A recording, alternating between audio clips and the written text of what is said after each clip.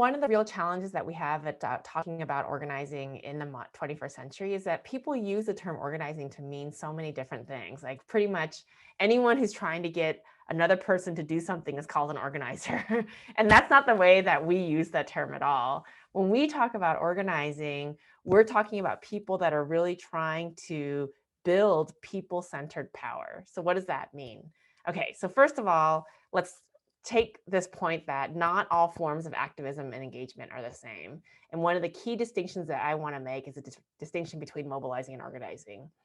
So mobilizing refers to this idea that some movements and organizations are essentially trying to engage people who already agree with them in issue-based campaigns that advance their political agenda, right? So this would be the environmental movement trying to find other environmentalists. It would be the movement for racial justice trying to find other people who also are agitated around racial justice. And that kind of work is important. But the way that it's measured, the way that we think about effectiveness is trying to get as many people as possible to take actions with you as possible. That work is all mobilizing, right? And it's really important because it's part of how movements get to scale, right? You need to find that huge community of people who support your work and then activate them on behalf of your work. And with a lot of the digital technologies that we have nowadays, it's easier now than it ever was before.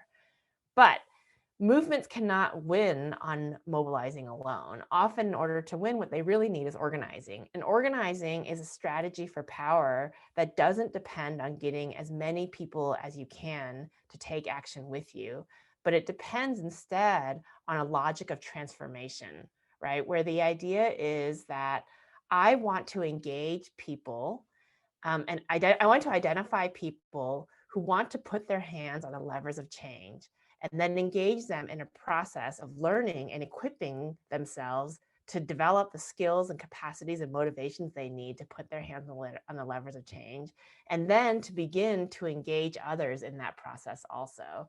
So organizers are constantly trying to move people up this ladder of engagement, and in the process often also often begin to open people's political imagination so that things that they didn't even realize might be in their interest, they began to expand that circle of interest that they begin to think about. And so in the end, the difference between an organizer and a mobilizer is the difference between someone who works on this logic of transformation versus someone who works on the logic of transaction. And movements that really are most powerful often do both of those things together. You need both in a movement.